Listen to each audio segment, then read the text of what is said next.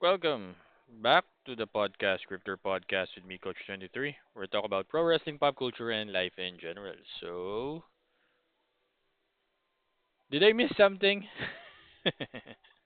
Okay, so Elimination Chamber was shown or was uh, broadcast yesterday here in Manila. So it's Saturday night in the States or in Canada. I'm giving food to my kid. Um, eat, hey. So, yeah, what happened? So, four matches. Five segments, four matches for Elimination Chamber in Toronto, Canada. Rogers Center, formerly known as Skydome, with 38,000, almost 39,000 people there. Live in PLE for Peacock in the States, Netflix internationally.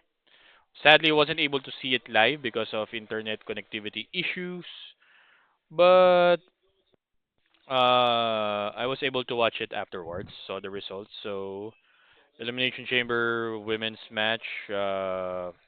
Bianca Belair won, punched her ticket for a Women's World Heavyweight Championship match at WrestleMania 41 against either current champion Rhea Ripley or Io Sky, who will be facing tomorrow for the title on Monday Night Raw. And you have hometown queen, hometown hero, WWE Hall of Famer Trish Stratus. Um, with WWE Women's Champion Tiffany Stratton against the team of Nia Jax and Candice LeRae. Uh, they won.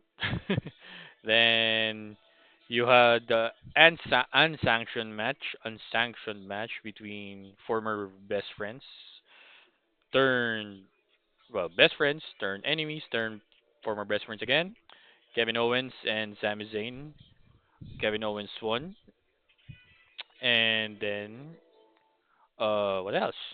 Men's Elimination Chamber match. John Cena won. Punch his ticket to WrestleMania 41 to challenge current WWE Undisputed WWE Champion, the American Nightmare Cody Rhodes. And of course, the answer, will Cody Rhodes sell his soul to Dwayne The Rock Johnson, also known as the final boss or whatnot? So, interesting PLE. So far, one of the best that WWE has, you know, well, promoted in a while. Um, 3 hour and a half, almost 4 hour, with four matches, and like I said, the final segment.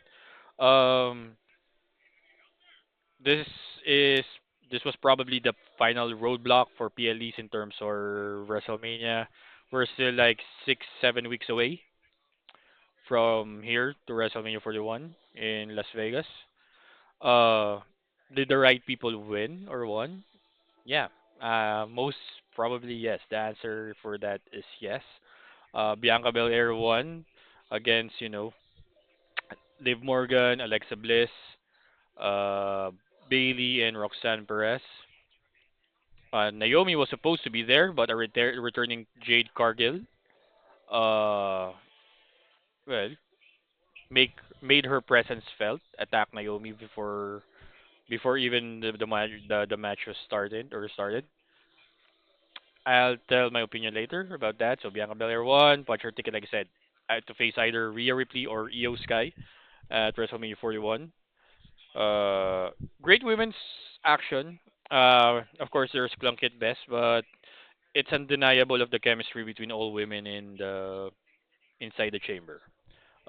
Interesting fact: we all like assume that Roxanne Perez is main roster bound, but if you hear the announcers, especially Wade Barrett, she still keeps mentioning that Roxanne Perez is still an NXT superstar. So we don't know, right? Uh, she's main roster ready for me, if you ask me. And then I don't know the other feuds, well, because of course, if I'm looking at the narrative for the women's elimination chamber match, it's kind of weird because the only built-in storyline within that chamber match was the Jade Cargill, Bianca Belair, and Naomi, issue. Uh, Liv Morgan is current tag team champion, women's tag team champion with uh Raquel Rodriguez. Sorry, Alexa Bliss in SmackDown. Obviously, Bailey and Roxanne can do a one-on-one match, whether it's at WrestleMania or stand and deliver, in NXT. Probably WrestleMania. I'd rather see them in a WrestleMania. Showcase both women. But yeah, big question. Who attacked Jade Cargill? Um, Give me 1 second. I don't know what my son did. Yeah, fixing my son's cell phone. So I have a different take on the Jade Cargill, Bianca Belair, Naomi. There's something weird that happened or selling that happened in that match. If you look at it closer, I'm watching the Oscars currently, multitasking. So Jade Cargill came out. Liv Morgan was shocked, surprised, and she keeps mumbling or screaming that she didn't do it.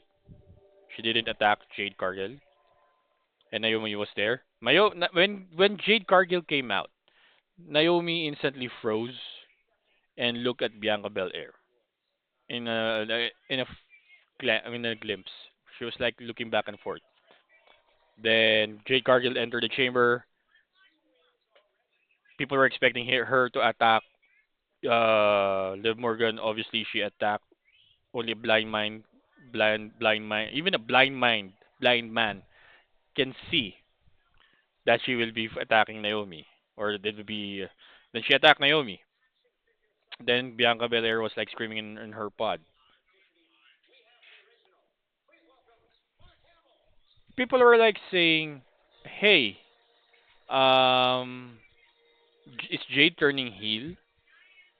Here's another narrative. Why would she turn heel when she was the one got attacked a few months ago? It might be far fetched, but even for me, Bianca Belair and Naomi need repackaging as well. I think with them being over babyface, sometimes they get in a little bit of rut. They were former tag team champions, of course, but they're act starting, to get a little bit stale in a way. So I don't mind for both Bianca Belair and Naomi to be heels, and Jade Cargill turns out to be the babyface. It might have that shock value that Jade Cargill was only taking revenge against her former friends for why they attack her. Simple as that. So, but the thing is, people were shocked. Why are you attacking a babyface? Like I said, there's no explanation given unless we tune into SmackDowns in the next few episodes, right? In the road to WrestleMania 41. But that's just my take and my opinion. The tag team match: Trish Stratus, Tiffany Stratton against Nia Jax and Candice LeRae. It's more of a filler match, so I don't have that much of an opinion about it. But yeah, I guess hometown hero needs to win. And Trish, people are saying, is this Trish Stratus final match? We don't know. She keeps talking about retirement, although she's already retired and just came back and have few matches, but nobody really knows what the plan is for Trish. Hopefully there's one. I mean, she can still go. Then what else? Then you got your unsanctioned match between Kevin Owens and Sami Zayn. They tore the house down. Every punch, every kick, every trash talk, every weapons, you know, being used made sense in the match. I'm not going to say that this was their best match overall. For WWE, I always say that their best match was the battleground match, one-on-one match a few years ago, 2016 or 17. I forgot the year, but it's a battleground match between them. They didn't even have weapons. They're just a straight up wrestling match. But the unsanctioned match made a lot of sense for their match to end in Toronto, Canada. Both are Canadians. Both were, although they're both in Quebec, Montreal or Quebec, but they still were in Canada. And back to back brutal matches for Kevin Owens. He had this ladder match last January against, or February against Cody Rhodes at Royal Rumble. And they have, give me one second, give me. Then this one, the match that they have with, with Sami Zayn. Uh, I love that they had the match there in Toronto and in Canada rather than WrestleMania. They already did WrestleMania, so the chamber match is fine. Also afterwards, the return of one Apex Predator, Randy Orton. Like I said, a blind man can spot this away. That for WrestleMania 41, it's a probability or even strong possibility that will be Randy Orton versus Kevin Owens in a one-on-one match. Where does Sami Zayn fit? Currently on Raw, if you watch Raw closely, he has interaction with Karrion Cross, and I don't mind that match. I guess that match will elevate Karrion Cross more than Sammy, and people say Sammy will. What's the end game for Sammy at that point? Um, Sammy is there. Sammy could. I mean, Sam. It's. I don't know if the rumors are true, but both reports said that both Sami Zayn and Kevin Owens signed new contracts with WWE, so roughly like 3 or 5 year contract. And so there you go. Sami Zayn, I can see Sami Zayn being a world champion within the next a year or two, 2 years, at least 3 years or more or so. However, it really depends on the feud and what that championship is. I can see Sami Zayn winning the world heavyweight championship rather than the WWE championship. If he wins the WWE championship, then that's great. But I see him more as a world heavyweight championship contender. So that's it. That's my take on that. Then, of course, the main event match for the night, the Elimination Chamber match for the men's division. You have CM Punk, Seth freaking Rollins, Drew McIntyre, Damian Priest, Logan Paul, and John Cena.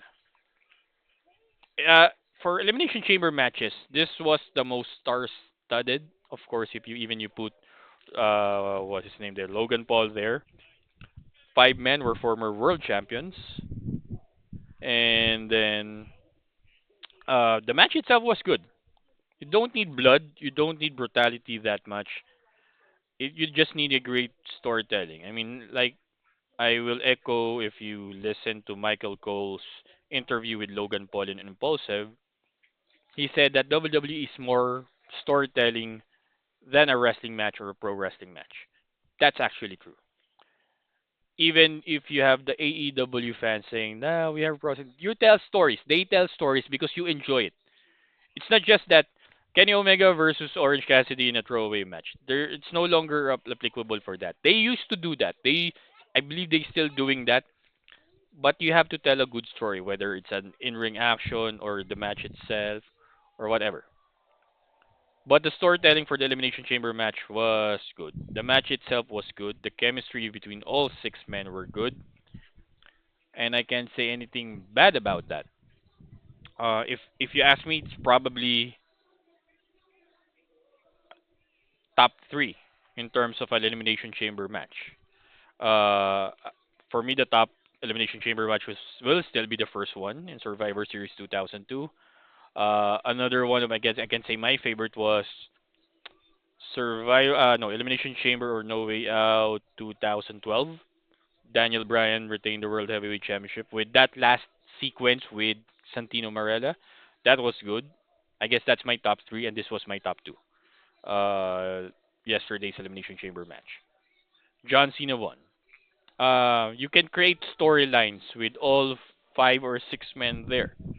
You can have um, you can have like you can have like you can have like storyline with Punk. You can have storyline with Seth Rollins. You can have give me 1 second,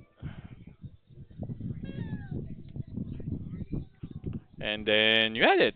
Um, Cena against Paul could, people are saying they hate the Logan Paul if ever Logan Paul versus CM Punk will happen in Mania. I don't mind that.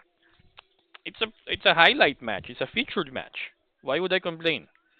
And I will tell you why later after the show. So you can build storyline. So obviously for Damian Priest and Drew McIntyre, I believe there will be in the collection course for WrestleMania. It's a semi rematch from the Money in the Bank cash in last year at WrestleMania 40. I guess Seth Rollins and CM Punk will also be in the collision course. Um, then you have Logan Paul.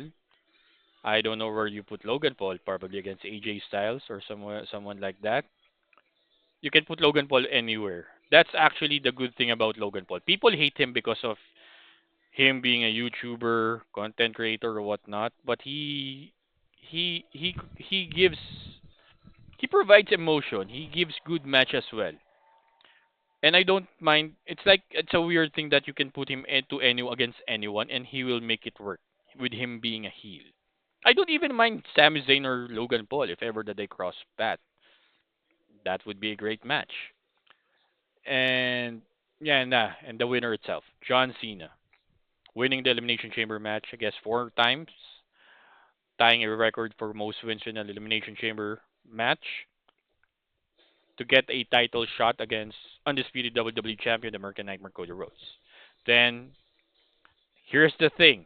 I like my friends there, the Worldwide Wrestling Society page, but they were complaining. Why is the Elimination Chamber match in its placing? Probably the fourth segment for the night. And they made Rock, Cody Rhodes segment the main event segment. And I told them, why are you guys complaining?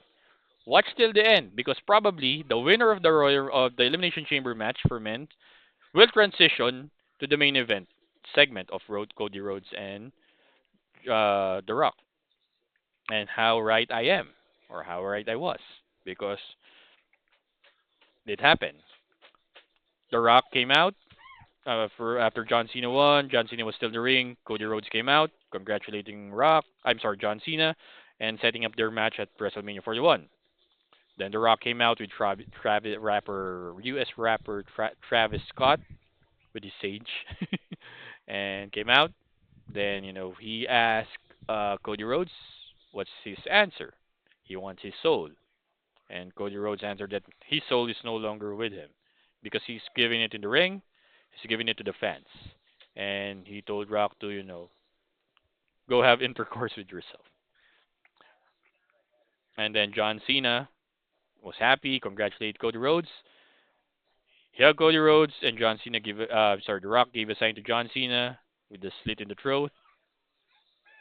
Then John Cena low blowed Cody Rhodes, attacked him viciously with his own Rolex watch and with his own title belt, busted him wide open, have Travis Scott slap him hard and silly, and have him rock whip him with the weightlifting belt, and John Cena turned heel. So what's my take about that? I said before, even in the Royal Rumble, the one I have with the Wrestling Geeks with Don Leo, I said that if you have John Cena face Cody Rhodes, what's the story? They're both baby faces. The story, of course, is John Cena winning the 17th championship, Cody Rhodes just defending it. Now you have your story. Now you made it personal. For the first time in what, 21, 22, no, 20, 2003, 2025, 22 years, John Cena is a full bad guy, fully heel. Because he keeps saying back then, he's already healed. when he was in his run, when his 20-year run, because fans were booing him. Let's go Cena, Cena sucks. It's already the heel. Half of the arena is booing him, or were booing him. But business decision, I understand WWE's reason why. They didn't want to make John Cena heel because John Cena is the face of the WWE, uh, have the most Make-A-Wish grants, top merchandise seller for like, almost 2 decades. Why would you turn someone like him a heel? He came. Don't get me wrong. When he started in pro wrestling, OVW, UPW, he's a bad guy, prototype. He used the Jim Carrey bit of saying things like this, then you were rewinding like yeah, saying things like this, and so he used to do that as prototype. Then he went to WWE, became the ruthless aggression guy. John Cena used his real name, faced Kurt Angle in his first match ever in SmackDown in 2002.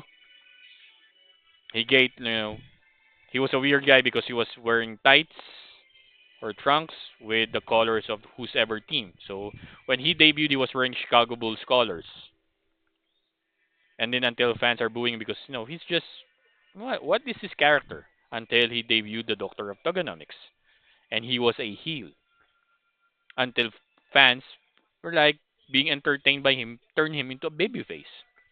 I remember that. I watched him against Kurt Angle No Mercy 2003, and he became a babyface afterwards. WrestleMania 20, he won his first U.S. Championship against Big Show in Madison Square Garden, and the rest is history. He was babyface throughout since 2003, late 2003, until last night or yesterday in Elimination Chamber this past weekend. Now you have your story. Now people are saying, why is Rock stealing spotlight again from from everyone? Now you know why. Here's the thing about complaints, and I don't mind people complaining. I really don't. But it's fun for me to sometimes slap them in their own face, silly faces of why they're complaining. I'm 42 years old, wrestling fan for 38, 39 years. I don't complain that much about wrestling anymore because it's just one, it's just wrestling. Two, life is too short to complain. What if you got hit by a bus? Hopefully it doesn't happen to you. And the last thought is you are complaining. Uh, Wrestling fans, people who views my content, my show, my podcast, um, complaining, devoids your happiness on things. If you get my drift, if you smell what I'm cooking, you complain about things. You devoid yourself of happiness or enjoyment of what you watch. Wait, wait for them. Wait for WWE or wait for whatever fandom that you have to fully develop a story. Even Triple H said it in the Polivek said it in the press conference. I don't even know the match placing yet because right now, even in his mind, there are worthy placement for a main event shot or main event spot for anyone for both WrestleMania nights one and nights two. So I'm not saying that you stop complaining, but at least minimize it to a level that you enjoy things. I don't complain that much anymore. Even you can ask my wife. I don't complain that much anymore. Maybe the last time I complained, ironically, was yesterday because the internet was down for almost a full day, and I was even working. So it's weird when someone say, you know what? Why is this happening? Started with Royal Rumble with the J. Arn Anderson in his podcast said it himself best. If you win the Royal Rumble because the company trusts you, and that's what's happening, Jay. And I even told this before. The World Heavyweight Championship is wow. Adrian Brody won the Best Actor for Oscar. Second time he won, I believe. So uh, let's go back to wrestling. Then, like I said, you're complaining too much about things. Why is this? You're rushing it too much. In order for even for AEW, you have sometimes this is the weakness for AEW. If you look how they build their storylines, sometimes it's quite longer. because they don't have monthly PLEs or pay-per-views like WWE. Sometimes they're stretching it too over. They're exposing the feud or the story that they're trying to tell. With WWE, with Triple H leading the charge, they know how to balance it. And I said the World Heavyweight Championship for Jey Uso, it's more of a secondary title, like the Intercontinental Championship, in compared to a WWE Championship. Um, so he will be facing Gunther. And I even told you guys, I don't think they'll be closing the show because I don't think there are. They might, to some people, a main event worthy or closer closing match, whether night one or night two. But I don't think they are yet. I even said it like one minor L or lose or lost for Triple H is putting the World Heavyweight Championship to Gunther that fast. He just lost the Intercontinental Championship. Then after 2 or 3 months, you gave him the World Heavyweight Championship match. Or 4 months, 5 months, or that. I don't think that was. I mean, for me, if I was writing, I'll build Gunther for a year as a single star with no title before giving him the World Heavyweight Championship match. But does Jay deserve the World Heavyweight Championship match or title even at WrestleMania 41? Damn right. He does. He gives good business to WWE attendance wise. If you look at the crowd, how they're chanting it, they do deserve it. Is he the most technical gifted wrestler? No. Same as Jeff Hardy. Jeff Hardy even is like a bad promo guy, but people like him and people said he deserve it. So why not? Why does not Jay? Because his word is he talks like a gangster. I like him. I like Jay Uso's promo skills than Jeff Hardy's.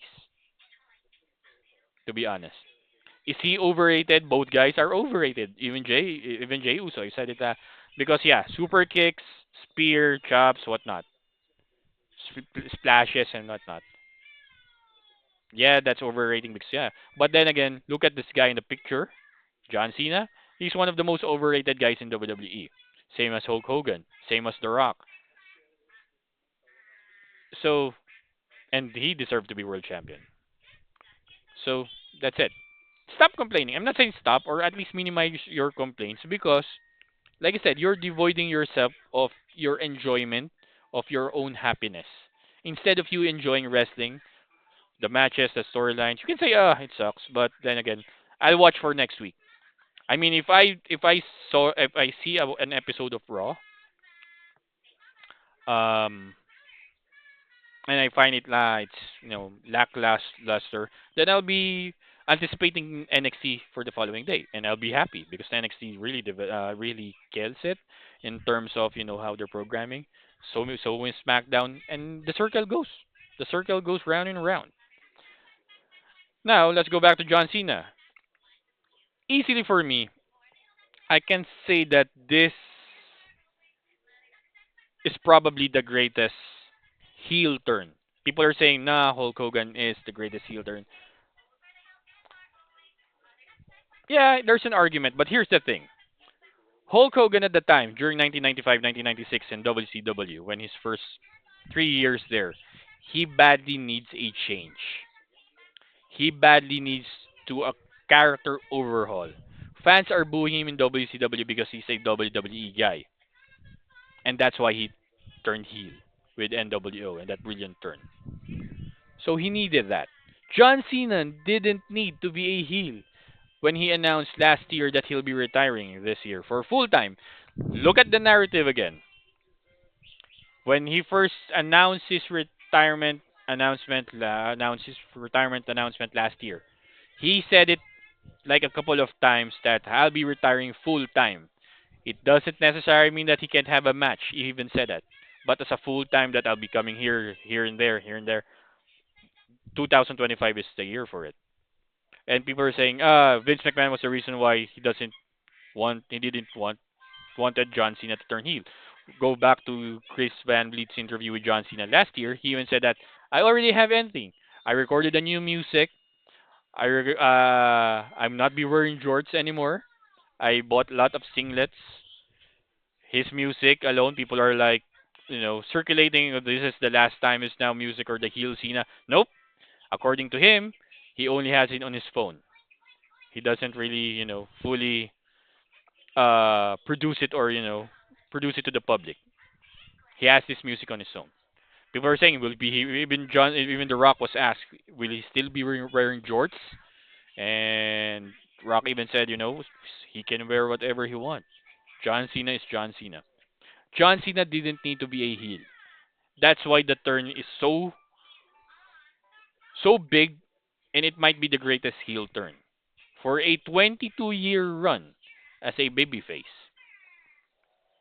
He didn't need to be heel. Even people are saying that this run of John Cena is like a Kobe Bryant run, rest in power, Black Mamba. That every time is the last time. And people were even complaining. I thought he said that he'll be full time there. He even announced it, guys. 36 dates for 2025. If he used those 36 dates in succession, 36 days will be like 4 months or 5 months afterwards. Then it's gone, and you'll be complaining. Why so fast? He even said it. It's from January to December. They know how to dissect those 36 days. So let's just wait. So for me, if you ask me, this heel turn is the greatest heel turn in modern wrestling history. Yes, even against Hulk Hogan, against Bret Hart, even Austin. This was the most surprising heel turn ever. And I can't wait for what story that I have to tell from today until WrestleMania 41. Now, as we were into planning later, this is a season ender podcast, meaning I will be not doing podcasts from now until probably, let's say, post WrestleMania. Why? I just want to be a fan right now. I don't want to do things, watch things, analyze. Don't get me wrong. I'm a fan even watching and analyzing things. But there are times that I feel jaded that, what? Uh, so instead of, like I said, this is me pulling myself to be complaining, and I just want to enjoy things as a fan. So I'll be not doing any podcast from now until, let's say, post WrestleMania. But I believe tonight, me and Don Leo from the Wrestling Geeks podcast, we will be doing a collaboration. I'll be doing collaboration with them whenever he needs me. So tonight will be the post elimination chamber match, and probably before WrestleMania, we will be doing collaboration awards afterwards. And for me, I like doing those things. But even the I know I promised the 40 days of WrestleMania, kinda it's kind of tiring. I need to put things in things in perspective right now. I don't mind. I know people don't mind that I'm saying goodbye for the meantime. This is not goodbye. This is not a farewell. It's just me taking time out, time off. I want to enjoy wrestling as a fan more than a podcaster, an analyst, or analyzing. So don't get me wrong. I know I'll be analyzing things still, but instead of me talking to a show, a podcast like this, I might be pulling it awards. But definitely, I'll be back post WrestleMania. Probably a WrestleMania review. But right now, from now until April 19th or whatever or so, I'll be enjoying wrestling as a fan. Yeah. So, hope you enjoyed this Elimination Chamber review, opinion and whatnot. Guys, minimize the complaining. There's more, more fun in life than complaining. If you're not enjoying wrestling, go watch other shows. That's what I do. If I'm not enjoying Raw, I'll be watching, Marvel shows, Marvel movies, DC shows, DC movies. Currently, I'm watching The Resident on Netflix. I'm starting to like those Doctor TV shows like The Good Doctor, and now I'm watching Resident. Every week I'm watching Jack Reacher. Keep binge watching. What else? Jack Reacher, Jack Ryan. Uh, I'm watching one of my underrated favorite TV shows, The Offer. Good show. Twisted Metal, probably I'll be watching starting next week. Even Lost Symbol. So I'm enjoying things, not just wrestling. So for me, that's it. That's my suggestion. I even watch, TV shows. Batang Quiapo is one of my favorite, you know, popcorn shows or whatnot. And Incognito. I like Incognito for some reason. I don't like the actors. I like the concept of the show. But yeah. It's just me. So enjoy the minor. Enjoy. You're complaining about wrestling is just a minor thing in life. Enjoy life itself. All right. So this is again Coach 23 right here in the podcast, Crypto Podcast. We were talking about pro wrestling, pop culture, life in general. See you soon. I'll be still collaborating with Don Leo with the Wrestling Geeks, but Podcast Scripter is here to stay. I'm just taking a season off. So this is a season ender for the podcast. Thank you guys and have a good WrestleMania, road to WrestleMania.